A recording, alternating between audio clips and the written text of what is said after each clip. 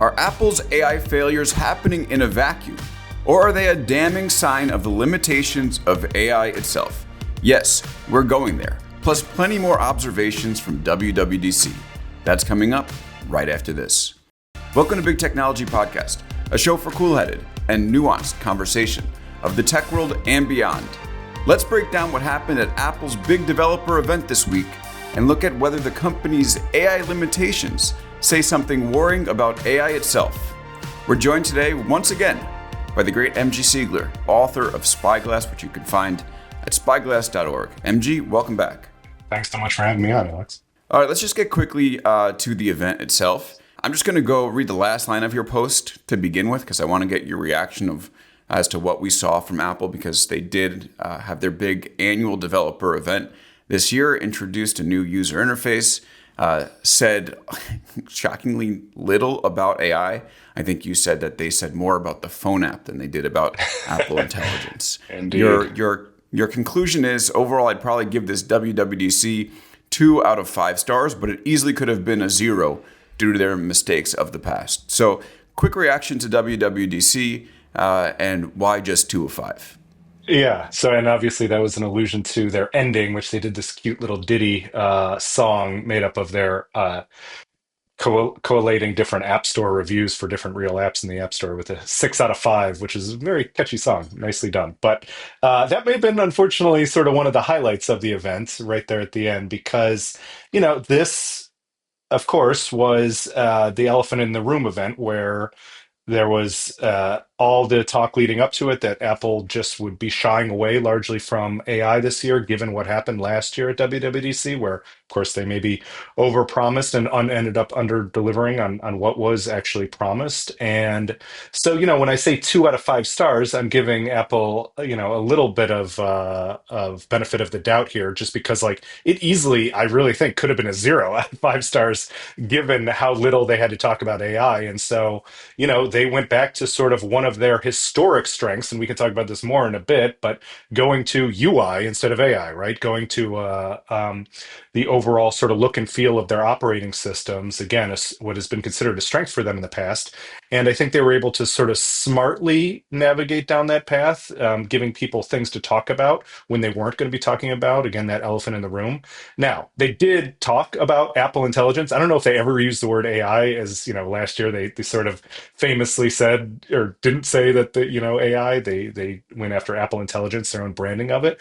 They did talk about Apple Intelligence quite a bit.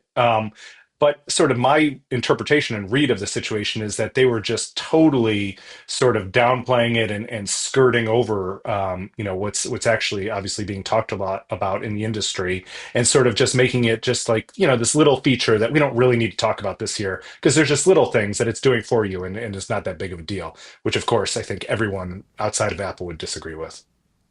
I think that's so perceptive. Like, one of the things that we saw from Apple last year is it at least realized that it was one of the companies that could build this sort of masterful AI product, drawing from all different information sources.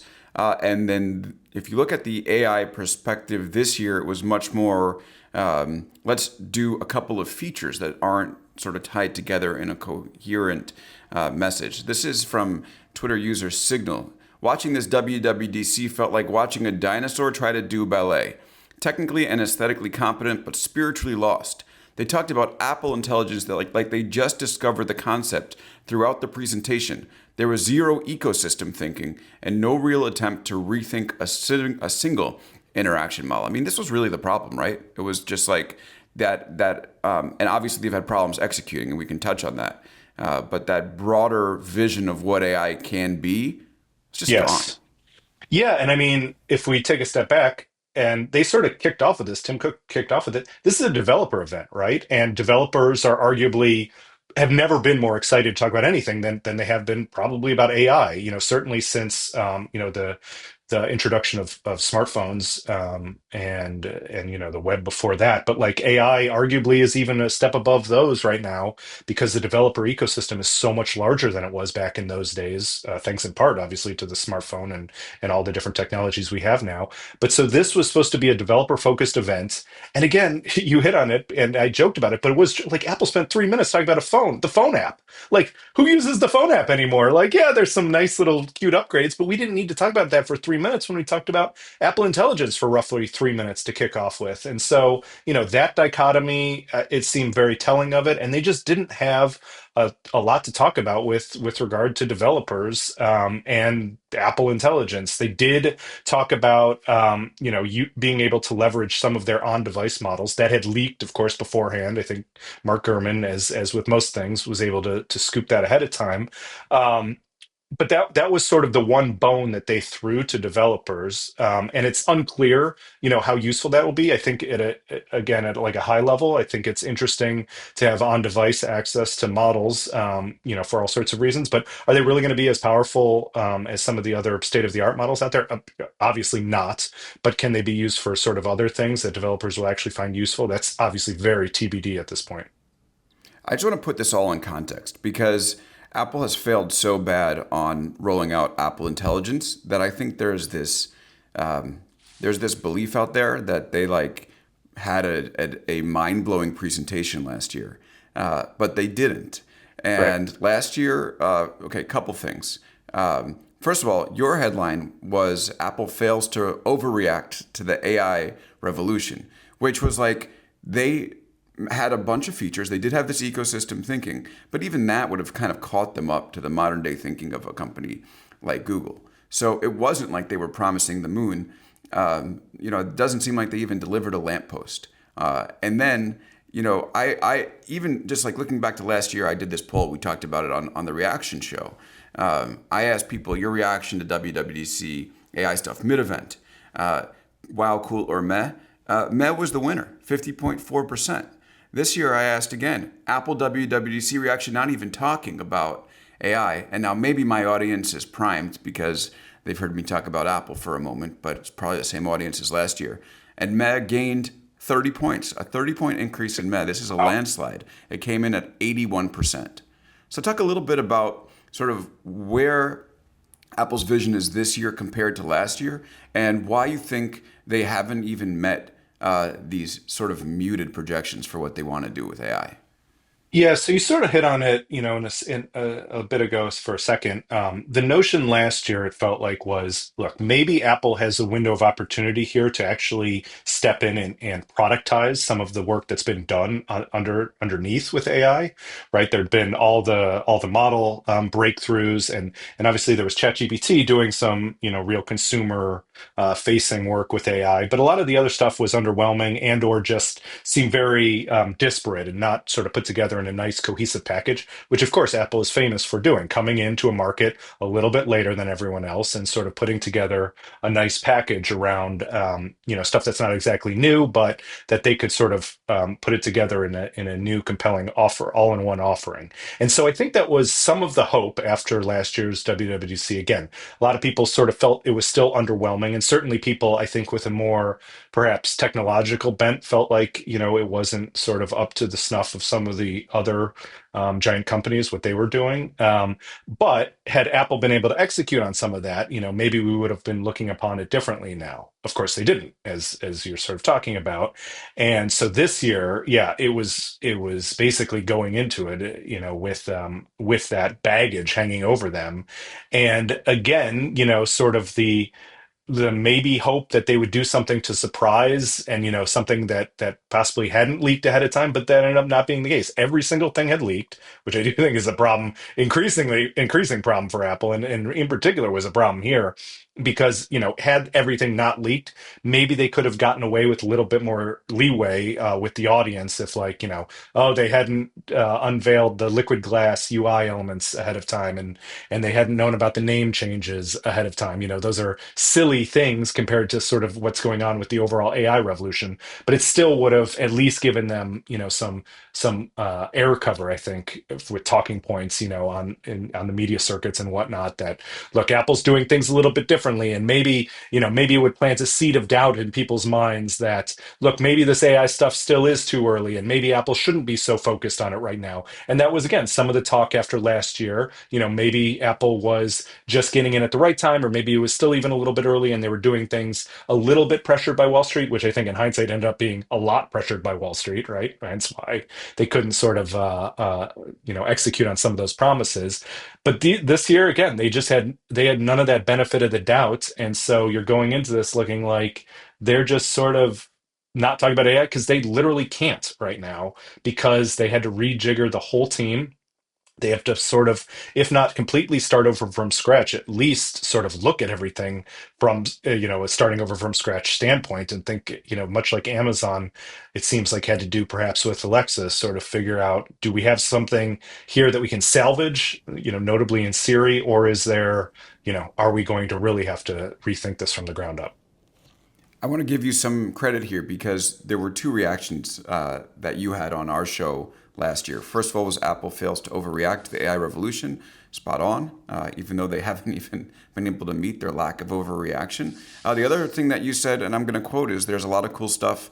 I just don't know how you productize it. You were skeptical from the very beginning of Apple's ability to build the things that it showed in these demos last year. Yep. So let me just use that as like a jumping off point to ask you, and then I teased this at the beginning, and I think this is really important to discuss, to ask you about the limitations of AI itself. Because we saw Apple make this promise. We saw Amazon make a similar promise in February of this year with Alexa Plus, and some people may have Alexa Plus. I haven't met them, and Yep. I'm waiting months after they promised it would roll out. Not here. Google might be the most far ahead, but Gemini has severe limitations, if we're being honest. I mean, if Mhm. you're using Gemini in Gmail, you're probably going to be disappointed. Mhm. Sometimes it works, but most of the time it's like, I think this should be better. So here's the question for you is, have we gotten carried away with what AI can do? Because if you think about what AI has actually been useful for, the chatbots are great. I think everybody agrees that. Everyone who uses them, ChatGPT's O3 model, that thing's amazing. But where has AI extended beyond the chatbot? Maybe a tiny bit of agentic work in enterprise, but beyond that, we haven't seen the ability for these companies to build these promised smart assistants. Despite, I guess, we see another company talk about it at a developer conference, every few months. So what's going on, MG? Yeah, I mean, I think that some of this is exactly what we're talking about with Apple, Amazon, and Google. So all three of them notably had, assistants in the past, right? So there was Siri, there was Alexa, and Google had, the Google Assistant and Google Home products too, which sort of everyone sort of, talks past now. But that was also, a multi-million unit device that was in a lot of people's homes and still is in a lot of people's homes. And all of them, I sort of chalk up to having major problems sort of upgrading those both devices and mentalities because they had some level of success. Now, we could argue about, Siri's level of success, but it was the first mover in a way, right, in the market. And, it got a lot of buzz and had some early promise. Alexa came along and sort of blew it out of the water. And Amazon just had a different strategy of ubiquity and getting these cheap Echo devices in everyone's homes and everywhere. And then Google sort of matched that general strategy with assistant stuff. But again, that in a way became an albatross around all of their necks because when it came time, to this new wave of AI, they basically had all these devices that they still had to service and hope to upgrade in some ways. And it's as it turns out, it looks like now in hindsight, obviously, it's just a lot harder to sort of go back and try to shove this new technology into that old technology, even though on a surface level they seem like they're similar.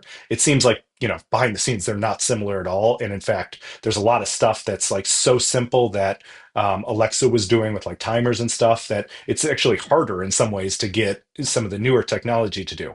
Now, to your broader question about like products, like I just speak to that because I think like a lot of those companies had the mentality of like, look, we already productized some of, again, like what the high level of what these assistants and chatbots are doing with Echoes and HomePod and things like that. So why can't we just do that again? Well, as it turns out, first of all, like some consumers were turned away from those after trying them for so long and just not getting a lot of utility out of them, right? Beyond the timers and playing music, it's like, again, there's sort of this weird problem of success, quote unquote success, in that the people were trained to use these devices, and now can they really go down that same path? And so um, I think the big companies are all sort of stuck in this weird position where they tried that path and it sort of worked, but it didn't work well enough, and it's probably not going to work exactly correctly with the new technology. And so, do they try to use new devices, or do they try,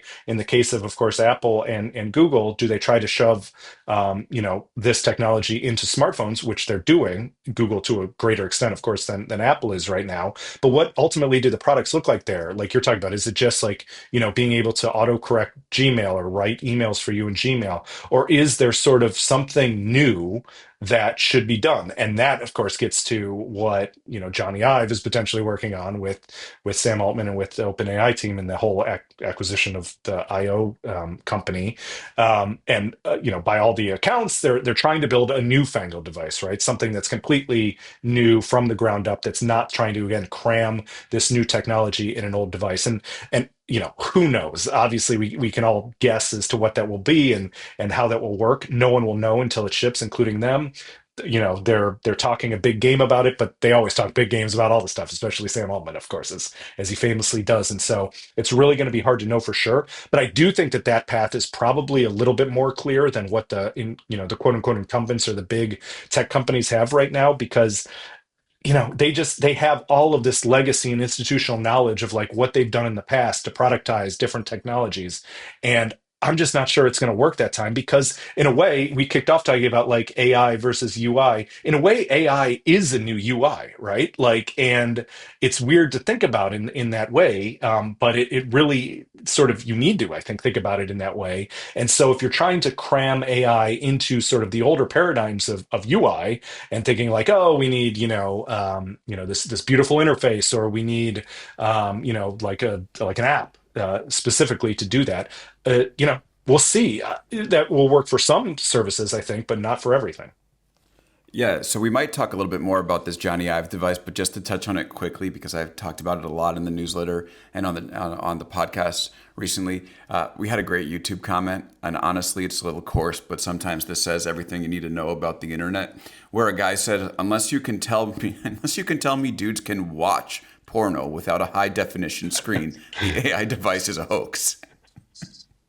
Fair. I think it's a fair criticism. Porn has driven a lot of technological adoption, of course, famously over the years, and what that looks like here. But again, like this is not an exactly new thought, but I do generally agree with like the notion of, if we consider that sort of AI and UI blending together in some ways, I think that AI ends up working in some capacity on a product side, because it's going to be all different sorts of different interfaces and devices that we use it on. It's not just a phone, it's not just a computer, and it's not necessarily just a new device of whatever these various other companies, including Spot on. OpenAI, are working on. Yeah, Yeah, and there's got to so be a screen involved. It'll be a screen and maybe a device. Like Ives' device will not have a screen. That's what the reports are. No screen, not a right. wearable.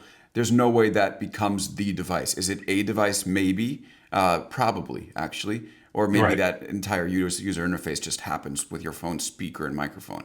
Yeah, But I it's mean, not going to look replace to screens.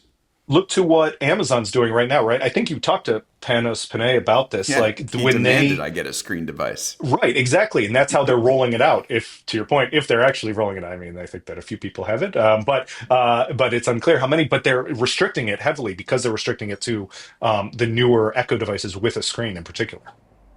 So I want to ask you if you're going to account for any probability that the AI technology itself just can't handle this. And I'll give like the argument that I think would sort of capture why LLMs might not be able to do this. It's a lot of information to take into account. Think about how many emails we have, the data we have in maps, how many text messages we have. Is it possible that they simply cannot put the attention? Now we have million or 2 million, I think 2 million token context windows. But is it possible that there's just, these assistants that are trying to capture all your data cannot work reliably trying to handle such a huge amount of information at once? I think it's a good question. It sort of reminds me of something I wrote several weeks ago at this point, but when it was around some news that basically when all of the AI companies were starting to roll out memory features, right? OpenAI did it, and Google's done it, and a few others. Google like doubled down and tripled down on that at I/O, right? Talking about how now it'll have the context of like pulling in Drive, pulling in Gmail, and everything. And like to me, when I hear that, so at a service level, that sounds like, yes, of course. Like I want, my AI to know everything, and I want it to be able to have the historical context. My thought a few weeks ago, and I still agree with this, is that I wouldn't be shocked if that sort of backfires against these companies in some way. Like, I'm not really sure that people want to use this new technology to sort of dredge up the past and have all of that historical context. Now, obviously, there's the famous examples like dating back to Facebook of like, surfacing, old girlfriends or surfacing people that you don't want to see anymore and that kind of stuff. Like, but I think even beyond that, just like, everyone's everyone evolves as a person a lot, and if you have the context from your gmails that you sent in 2004 or 5 or whenever Gmail actually launched 20 years ago, like is that really going to inform your interactions with AI in 2025 and 2026 and beyond? And what does that mean? Like you would hope that the AI is smart enough to know, like, maybe discount something that you said in 2005 because you no longer believe that for whatever reason, but maybe it doesn't know that, right? Maybe it weights it just as heavily. Certainly there's been plenty of fits and starts with different AI products where they sort of don't quite get the context that they need to with regard to sort of the way that you're using AI. Dating to the Bing chats hallucination stuff and trying to get Kevin Roos to leave his wife or whatnot. And so there's all sorts of historical precedent for why you might not trust these chatbots to sort of take the proper context into account when utilizing these things. But again, to your exact question, I do think that um, there's a concern that they're going down a path right now, thinking that it's the right thing to do, when instead, like maybe even something like OpenAI, which is obviously a much newer product, shouldn't be so heavily thinking about and worrying about all of this memory stuff and historical, stuff to pull in there.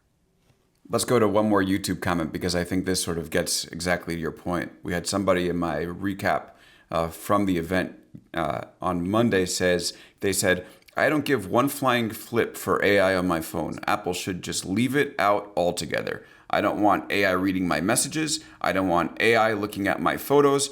I want AI to get the F out of my life. I wonder what percentage of the population that comment represents. Yeah, I mean, there's a lot in there, right? Like, I've seen that too. I've seen that general comment. People have left me similar comments, right? Like, especially about Apple. It's interesting, especially about Apple products, because I feel like I don't know if it's the sort of historical privacy messaging or even the anti sort of Meta and Google messaging, right? Where it's like people who are diehard in the Apple ecosystem almost, at least historically, have viewed Google and Meta as sort of the villains, who are just all about data hoovering and bringing this all in to feed their business models. Obviously there's some level of truth to that, because their model, that is their business model, but there's of course a flip side to that too, which is Apple's not the full on white knight in this regard, who's doing everything for purely um above board reasons. Everyone has their own agendas, right? And everyone has their own business models, and everyone has reasons. All companies have reasons to do what they're doing. But to that comment, yeah, I do think that there's a subset of people who look at this stuff with AI and think like, is this Apple sort of delving into a world really that's more of the Google and Meta mindset with data and everything else? And like, I don't want any of this stuff.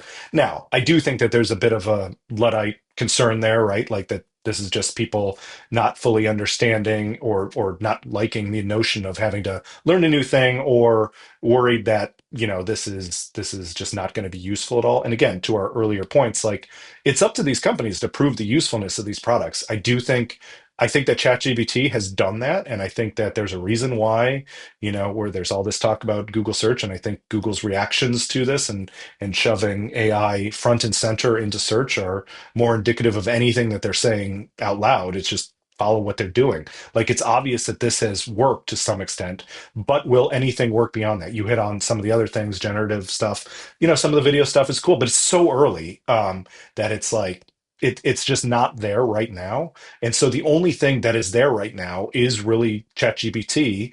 And what does that look like productized? I mean, OpenAI already did it. And so either Apple just, more fully bakes it in, which I still think, by the way, they should probably do with Siri while they rebuild Siri, right? Just totally outsource it to ChatGPT. We did see that yesterday announced. Like that was sort of one of the more subtle, interesting things. Like they did a bunch of more smaller partnerships with OpenAI to integrate ChatGPT, and notably with Xcode, where all the rumors had suggested that it might be Anthropic and Claude that were sort of being baked in, and it's probable that they're still sort of testing that behind the scenes, but they rolled it out. It sounds like with ChatGPT, and so it's interesting that they're going further down that path with that company. But again, that sort of makes sense. Again, though, that's the product, that's the brand that's resonating with people right now from a product perspective. Right. I had this conversation, like along those lines, I had this conversation with someone on the broadcast riser yesterday when I was out at WWDC or on Monday, where they were like, well, I don't need an AI phone. I like my phone as it is. I was like, yeah, well, you don't have it. And that's sort of been the history of technology is that the best companies will give us things we didn't know that we wanted, and all of a sudden they become essential to our life. And that sort of Absolutely. I would goes, just give you one yeah, yeah, one yeah. quick anecdote on that exact point, which is my own personal usage of, believe it or not, back in the day, when before the iPhone launched, I was super skeptical. I watched the keynote like everyone else did. I wasn't there, but I was watching it from afar, and I just thought, like, yeah, it looks cool. There's no way I'm buying a $700 phone. Like, I had a Motorola Razr flip phone. I was like, this is great. It's super small. It fits in my pocket. That's all I need. Like, what am I going to do with a $700 phone? Sort of like Steve Ballmer, I guess I sounded like back in the day. And then day one, I happened to be near an Apple store. I was actually back home where I grew up in Ohio. And I just on a whim, I saw a long line of people. So I was just like, yeah, I have a few minutes to kill. I'll go wait in line and just see what the deal is with this iPhone. I picked it up in the store and I literally walked out of the store with it. It was one of those things where I just used it for 10 seconds and immediately got it. Whereas I didn't get it even with Steve Jobs' brilliant presentation, and even with all the hype around it. I just thought, no way I'm doing that. And then I picked it up, and I didn't necessarily have the $700 to spend at the time, but I had a credit card and I was going to get that device no matter what. And to your point, like maybe there will be something that comes along, that we see that with AI, where it becomes like yeah, on paper it doesn't sound like there's anything that can sort of come along, but if someone nails it, like it could be one of those aha moments. And in the near term, how competitive is this? So here's another question that we got. This is from the Big Technology Discord. How much time do you think they have? After Google I/O, I was considering switching from the iPhone to an Android. For those like me using Windows on the desktop and Apple on the phone, Google might hit an AI tipping point that would make it worth giving up my pretty phone, especially if an Android phone will make my Google AI glasses work better. So is this already competitive? Is this like 5 years down the line? Like, how should we be thinking about this?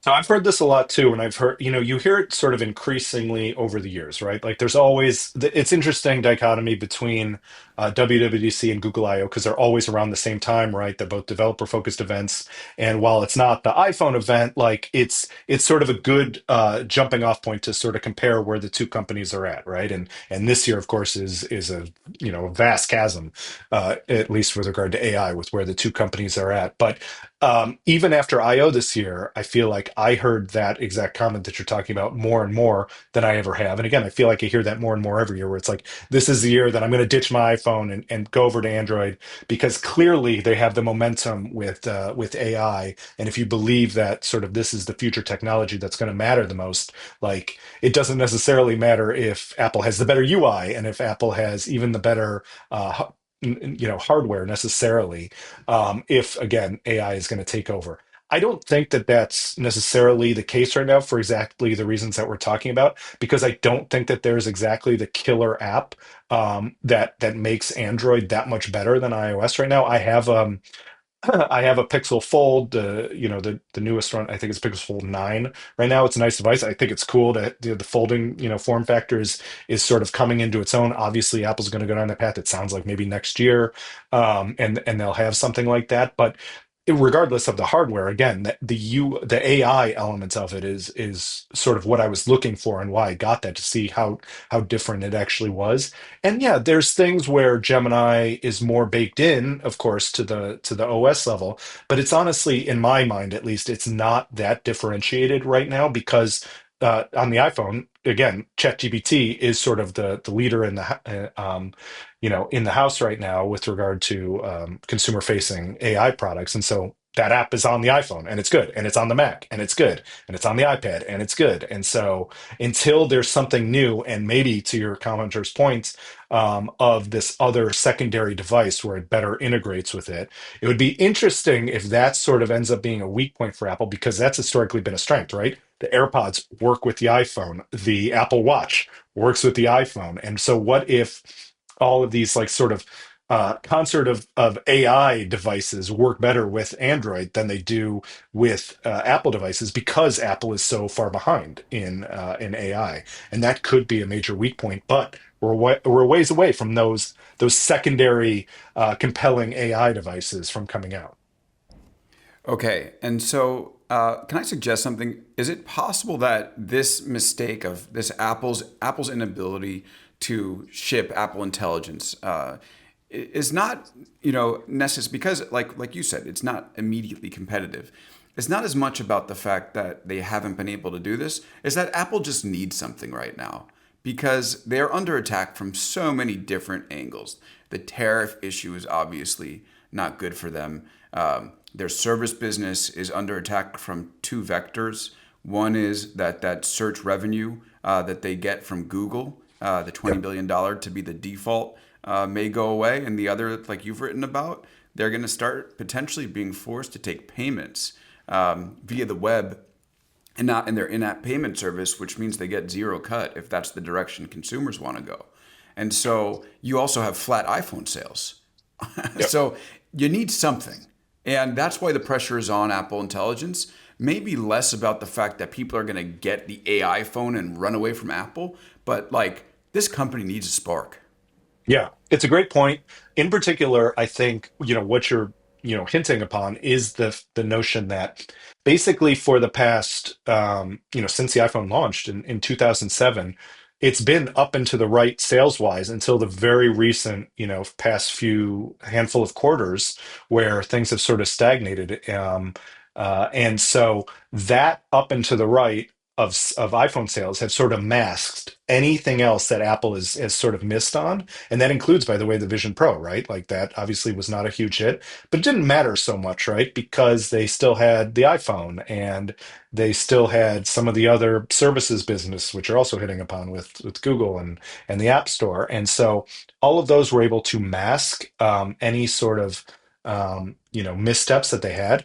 And they don't really have anything right now that can mask that, because again, iPhone revenue is now sort of flatlining and just stable, and not growing anymore. And now services revenue, which is the one growth area that they've had for the past few years, is under massive pressure.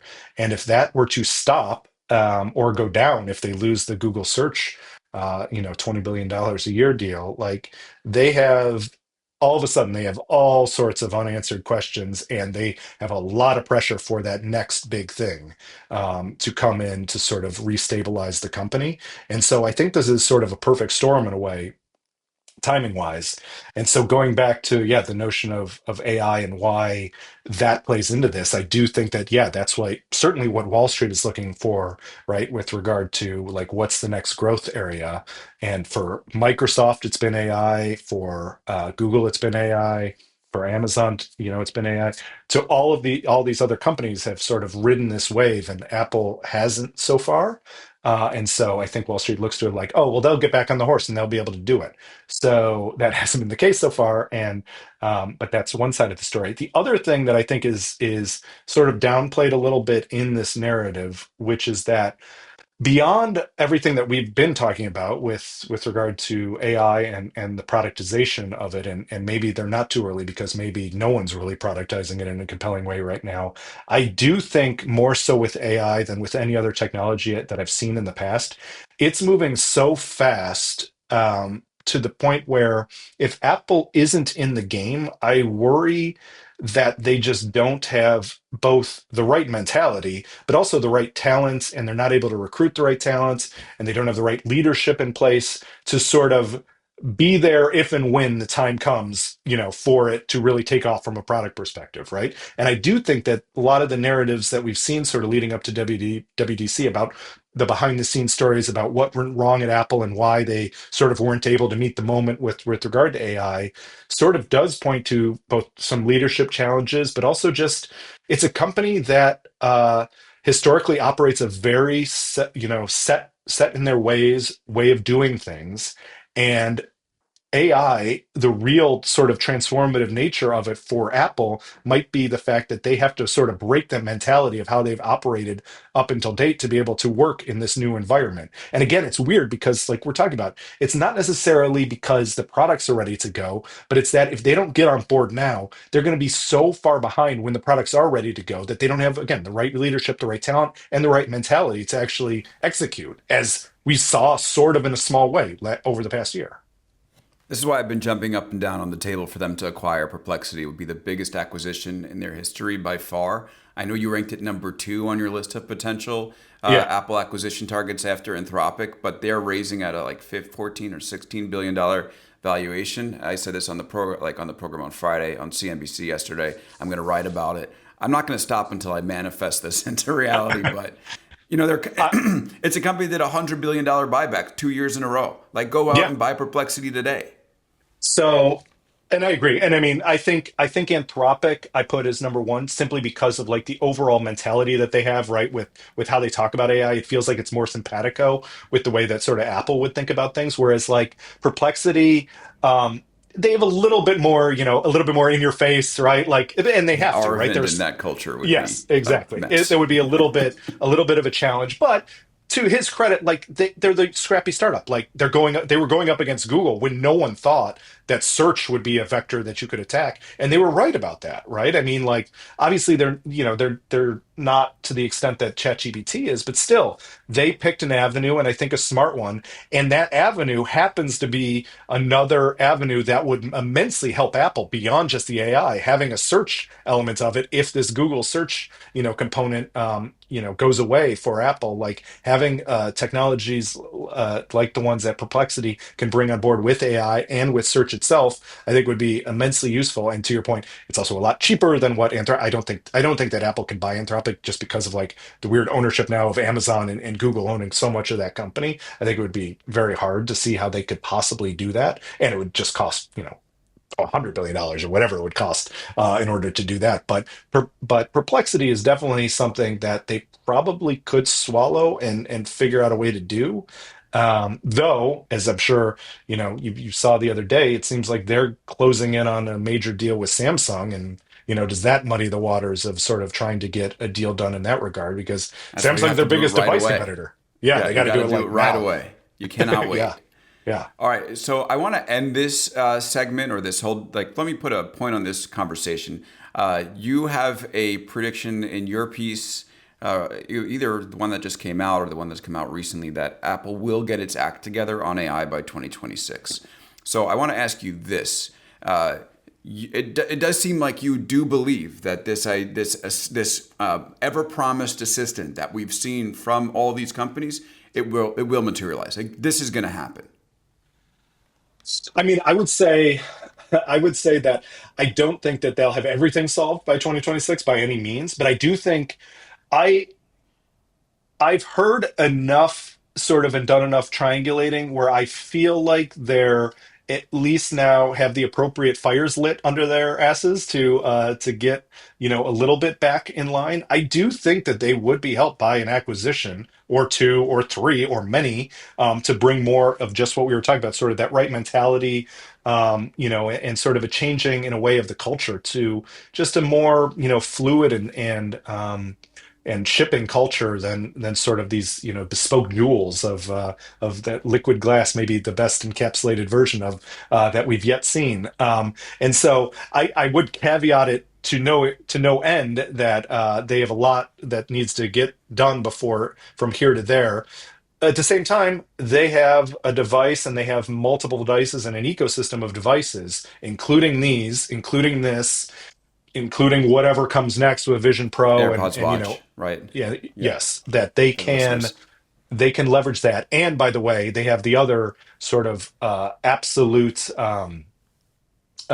necessity in all of this, which is that they have a retail presence which no one else can match, and for consumer goods. And so, if and when they can find sort of either that next device or that product for the current devices, they can move units and sell these things in a way that Google can't match, in a way that Meta can't match.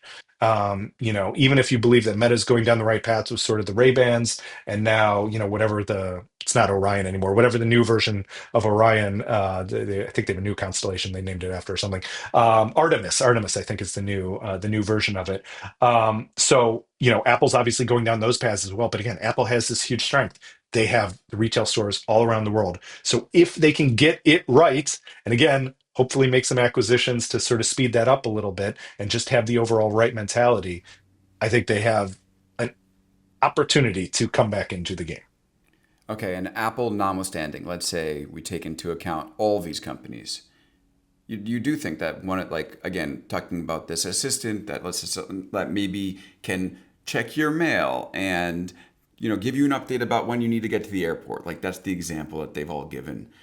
Or like, be contextually aware. You get a text message, it knows it's important. It puts something in your shopping cart when that happens, and then shows it to you and says, "I've put these three things together and I've done this for you." So you're of the belief that we might actually see that, and maybe within the next couple of years. I do think that we'll eventually see that. I would just say to that, it's so funny that Apple, Amazon, they all use the same. Mom or grandma is stranded at the airport. They all use the same example. Like, It's the same one, right? It's yeah, it's the always the same same. example Can always. someone pick this lady up, please? Someone save mom or save grandma. Like, why is she always stuck there? Why does she have a phone? Now that Apple upgraded the phone app, maybe she can make a call again. Just get But an Uber, grandma. but I would say, like, I think that someone will do those right eventually, or get that right. I think it's a matter of time. And you sort of hit on, like, is it just like we just don't have these AI models don't have the capacity to sort of deal with that complexity? I do think that they'll eventually get there. I'm not worried about that, but I'm not sure that those are really killer use cases of ultimate use cases of AI. I think that that's, like, again, sort of trying to squeeze an old paradigm into this new technology, right? And I think that things that end up being the killer use cases are things that we're just not thinking about right now, because we don't have the right either hardware, we don't have even the right software necessarily in place for what they can actually achieve. Okay, I need to take a quick break, get to our mid roll, and then I want to talk for a couple minutes about liquid glass itself and whether this is actually an upgrade for Apple, like I said yesterday, or I said in my little short pod on Monday, or whether I made a mistake. I'm going to give you an answer, a definitive answer, on the other side of this break. And we're back here on Big Technology Podcast with MG Siegler. You can find his writing at spyglass.org. I'm a subscriber. Definitely recommend you go subscribe. It's great stuff, high volume and always interesting. So, Thank you. yeah, for sure. And so MG, it's so interesting because I did this like sort of from the WWDC 10-minute podcast talking about my reactions. And the one thing I took for given was that this was like a good upgrade, the good UI upgrade. And that liquid glass, at least in their presentations, looked really nice. And then people started downloading it on their phones, and they are, let's say, not happy. There are I've people seen who are some of the saying, reaction. Yeah. there, yeah, I Read mean, there some. are people who are like looking at the notification screen and saying that like it's translucent and I can't really see the notifications. There are people like who are pulling up the lock screen and they're like, this is. Well, let me just read a couple things. Steve Jobs would have taken you out back and shot your kneecaps for pitching something with this contrast ratio. Someone took a screenshot from the presentation where there's like a pink Mac desktop with like flowers and other stuff in the background, and they say this is why Johnny Ive left.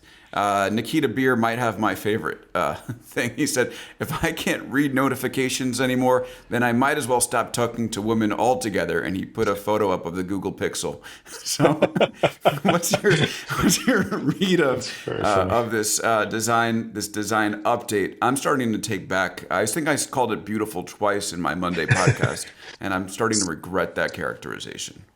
So I have a few thoughts about this. First and foremost, you and I have been around doing this long enough where we know that the immediate reaction to any sort of change, especially user-facing design change, is almost always going to be negative, right? Like people just don't like change and they don't like switching up stuff. Now, Apple's historically done a little bit better because they're so design oriented and people I think give them more of the benefit of the doubt that they're gonna, release these beautiful designs into the wild.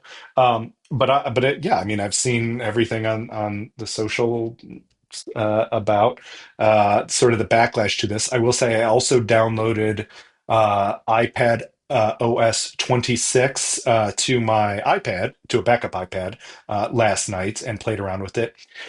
I think it's fine right now. I would say I'm hesitant to say that I love it or hate it. I think that there's some things which are better. It's a boring, nuanced position of it. But I do think, like, again, having done this long enough, a lot of these early betas, they end up tweaking quite a bit, even from a design perspective, right? Like there's little like shading things that don't make sense right now. There's notifications that you can't read right now. Obviously, Apple is going to fix those before they sort of ship this to the wild. This is the very first developer beta. I think before the public betas, it's reasonable to think that they'll get quite a bit better in that regard. But overall, do I think that it's the right general stance to take, from a design perspective? I mean, I think it's good to unify the designs right across all their different devices, which they've slowly been doing anyway. And I do think the flat, quote unquote, flat design that Johnny Ive did right back in the iOS 7 days was getting a little bit stale. It's always good to refresh these things. Um, I do worry that liquid glass is a little bit too transparent for what it's doing. I also think I think it works better on certain devices probably, and I do think it's a little bit. I love the fact that they've finally done like Windows and stuff on iPad OS, which is why I downloaded it there. But it also is like comically turning it into a Mac, which sort of Craig Federighi a little bit sort of tongue in cheek joked about on stage, I think, during the keynote. But the overall, I think that everyone will calm down after they've lived with it for a little bit. My boring Okay. take. Yeah, I think that's probably true. I mean, I remember hating many redesigns as well. But then again, some redesigns really ruin products. So there's Yeah, that I mean, side of Snap has things. had to roll back several redesigns of things, right? And so if people really hate it, would Apple dare roll something back? I mean, they basically It'd be did that. It sounds oppressive. like with what's that? I mean, to see Apple, if Apple actually messes up on If design admits it, too, yeah, then yeah, you that would gotta be. just, it's another alarm They they in the sort of fire. admitted that though with the photos thing, right? Like even in Right, the right. keynote, they talked about like, yeah, we had to go back to the thing that sort of or giving you the option for the thing that everyone wanted. So. All right, let's end with this. Give us the state of Apple, and with the context of something that you mentioned earlier about you actually wrote this also in your recap piece, just the leaks. I think you said that such a leaky boat is never a good sign of overall company health. Yeah. Where does that company stand today, and where's it going? So, while I was sort of optimistic about, where I think they can get to, and now I think they have the fire lit under them with regard to AI and the reporting, the Mike Rockwell guy who was on stage yesterday talking about Vision OS, he's taken over the project, it sounds like, and so I think that they're correcting the ship there. I do still worry at a higher level about leadership issues, and again, not knowing these people directly, it's hard to sort of speak to it exactly, but again, just triangulating everything that's being reported and everything both you hear and see the manifestation of these things, like I do worry that they just are sort of stuck in this stubborn mentality of doing things the old ways, and I worry that in the quote unquote age of AI, that's just not going to sort of cut it anymore.